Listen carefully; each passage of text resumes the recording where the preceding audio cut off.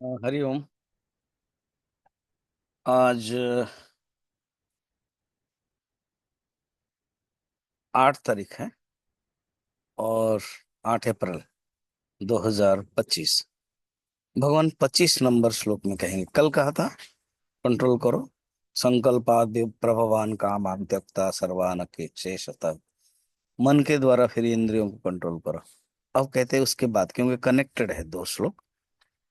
श्री भगवान उवाच शनै शनै उपरमे बुद्ध्या धृतिगृहीतया आत्मसंस्थं मनः कृत्वा न किंचिदपि चिंतयेत्।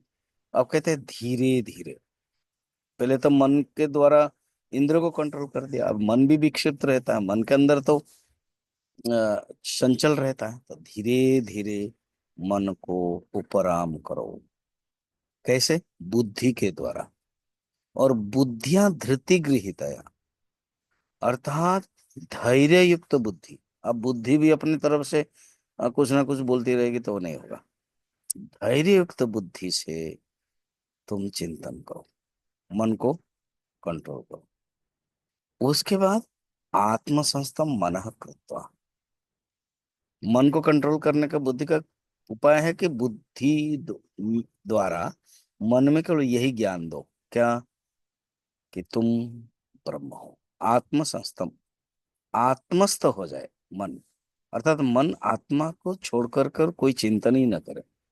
जैसे गृहस्थ गृह में रहना, तो मन को आत्मा में रखो।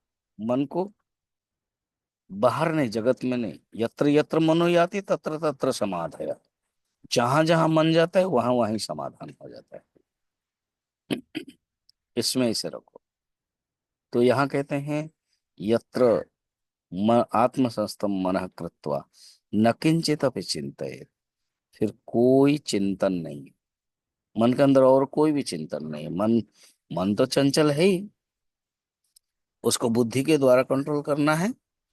और शनै शनै मन को कर लेना है धीरे से।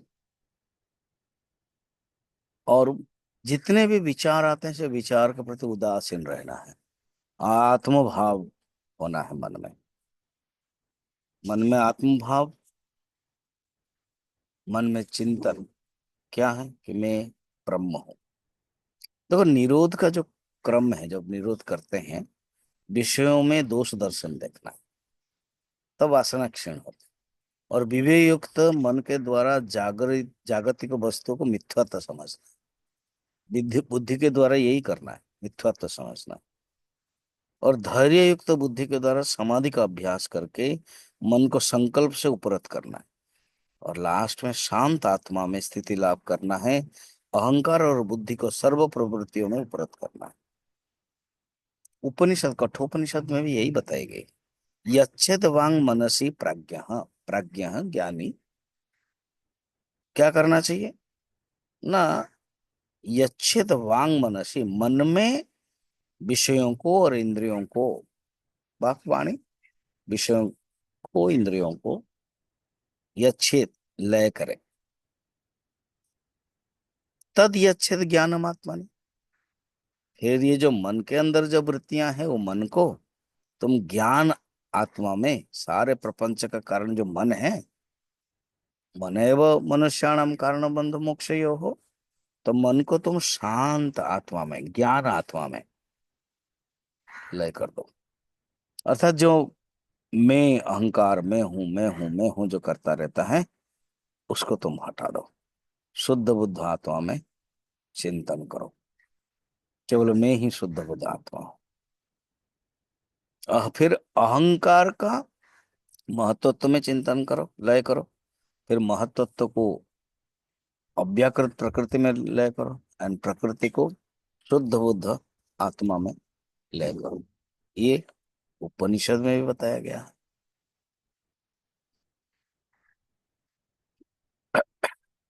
मधुसूदन सरस्वती ने भी योग शास्त्र का लेकर के कहा, कहते हैं दृष्ट दृश्यो हो परक्तम चित्तम सर्वार्थम। दृष्टा दृश्य के उपरक्तम होने से ही चित्त सर्वार्थ हो जाता है। ये मन क्यों? क्योंकि जब अलग अलग होता है ना दृष्टा दृश्य, तब चित्त एक्टिव हो जाता है ना। घर में देखना, पति पत्नी अगर झगड़ा करते हैं तो नौकर को फायदा है। नौकर कभी इसके तरफ कभी उसके तरफ ऐसे ही करते रहता है। तो इसलिए चित्त को मौका नहीं देना चाहिए, और चित्त को समझना चाहिए जगत और ब्रह्म एक ही है। तुम कहाँ भागोगे, तुम कहाँ ढूंढोगे, जब ब्रह्म और जगत एक ही है। तो ये तुम ब्रह्म में ही चिंतन करो, ब्रह्म में ही रहो, अंतर्मुखी बन जाओ, कहाँ बाहर जाते हो। सर्वार्थ तैः एकाग्रतयोः क्षयोदयो चित्तस्य एकाग्रता परिणाम। चित्त के सर्व विषयता रूप धर्म के क्षय होने पर, एकाग्रता रूप धर्म के उदय होने पर चित्त की एकाग्रता परिणाम हो जाता है। अर्थात विषय मुखी न होकर के परमात्मा मुखी हो जाना चाहिए। शास्त्र में बोलता है, आत्मानम आत्माकारम स्वभावत अवस्थितम सदा चित्तम आत्मेकारतया तिरस्कृत्य अनात्म दृष्टि विदधीत। चित्त सदा ही स्वभावतः आत्मा की ओर नहीं बल्कि अनात्म विषय की ओर चला जाता है। केवल आत्माकारता द्वारा ही समाधि बल से चित्त को संपादन कर सकते हैं। और अनात्म दृष्टि को तिरस्कृत करना, अनात्म दृष्टि तिरस्कृत्य आत्मदृष्टि समाधाय, ये ही मेथड है। ये इसी प्रकार से तुम प्राप्त कर सकते हो, ये बताया।